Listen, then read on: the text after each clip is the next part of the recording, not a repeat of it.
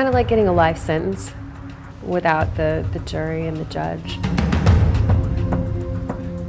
This is always going to be with me. It was the worst night of 25-year-old Christy Mills' young life, woken from a dead sleep by the outline of a large man standing over her bed with a gun. I looked at the door and saw the light there, and something just didn't seem right, and that's when I saw him.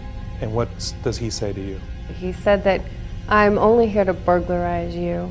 I don't want to hurt you, but if you scream, if you make any noise, I'll shoot you." And the next thing I remember is he was on top of me in the bed.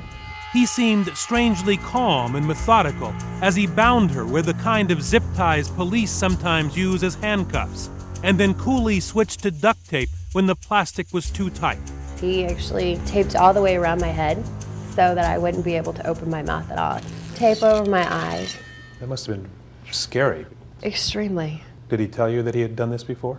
He did not tell me that, but it felt like it to me.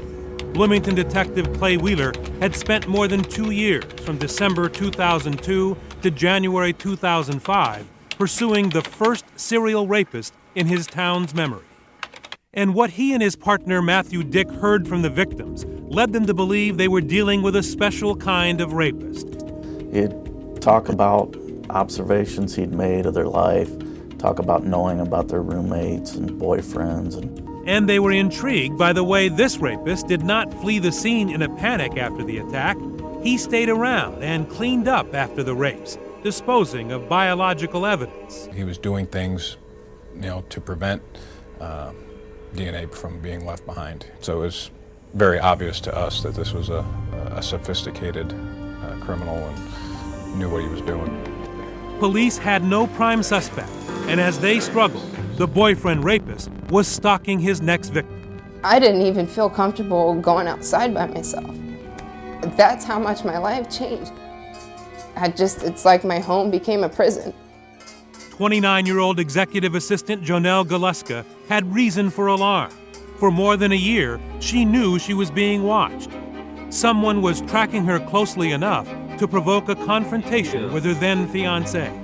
As soon as Scott asks this person, "What are you doing out there?"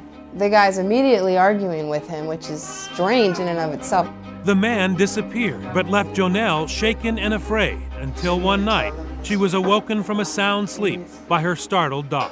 And I hear a knocking off the door, like an urgent knock. So I'm thinking, well, maybe there's just kids out there pranking. I don't know. I have a really bad feeling. So Jonelle called 911.